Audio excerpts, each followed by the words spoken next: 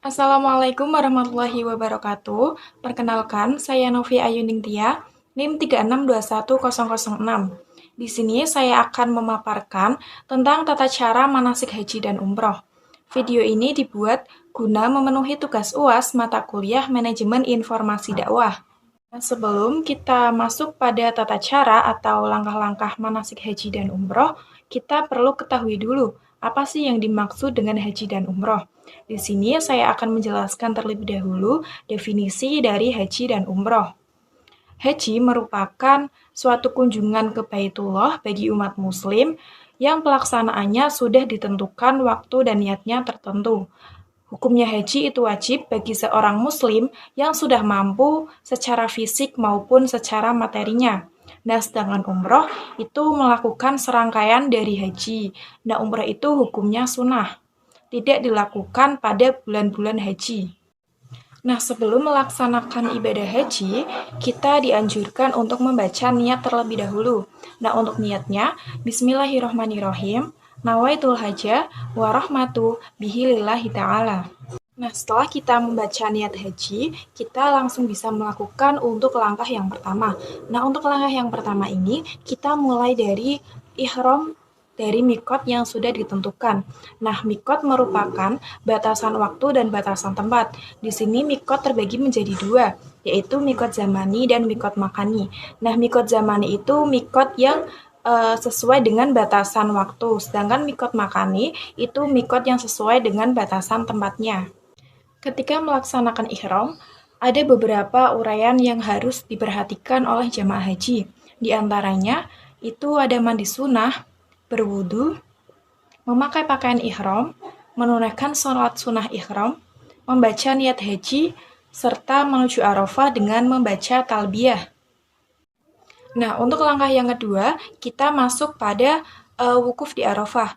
Wukuf di Arafah biasanya dilaksanakan pada tanggal 9 Dzulhijjah sampai terbitnya matahari pada tanggal 10 Dzulhijjah atau tepat pada hari raya Idul Adha. Umat muslim dianjurkan untuk banyak berdoa ketika sedang melaksanakan wukuf di Arafah.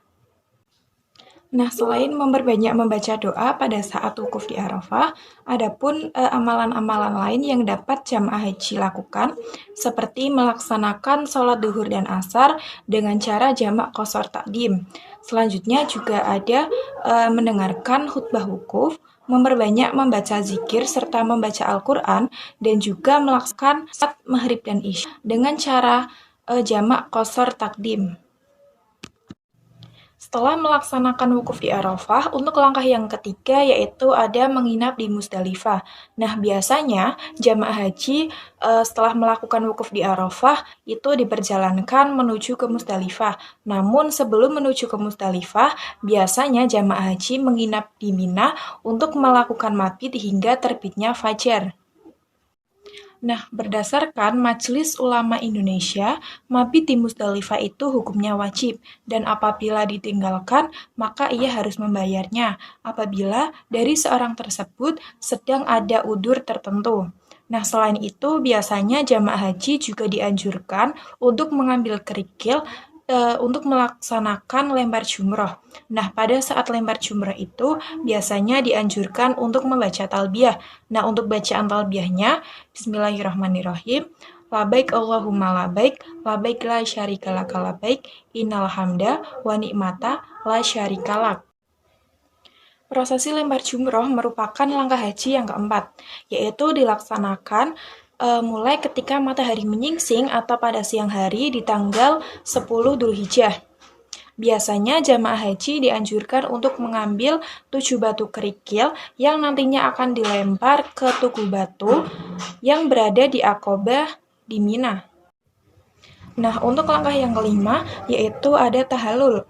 Tahalul merupakan bentuk pelepasan diri dari melakukan serangkaian ihramnya haji.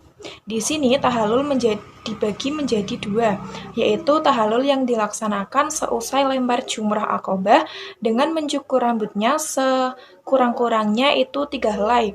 Nah, selanjutnya jamaah haji bisa melakukan tawaf ifadah. Nah, setelah itu jamaah haji bisa langsung menuju ke Mekah untuk melakukan amalan-amalan berikutnya. Nah, untuk amalan tersebut yaitu melewati pintu Babu Salam ketika hendak masuk ke Masjidil Haram, membaca talbiyah saat melakukan tawaf ifadah, mencium Hajar Aswad setelah melakukan tawaf, melaksanakan sholat sunnah di dekat makam Nabi Ibrahim.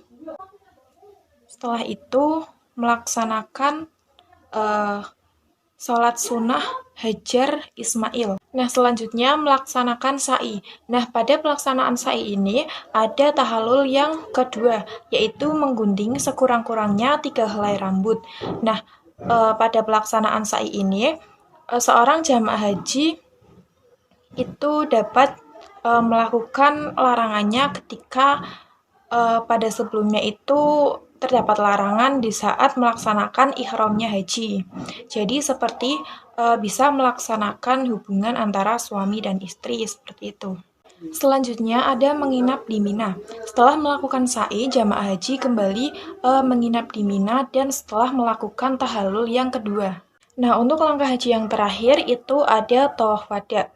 Nah, serangkaian langkah-langkah melaksanakan manasik haji dari awal hingga akhir ditutup dengan tawaf wada sebelum para jamaah haji berkunjung ke Madinah.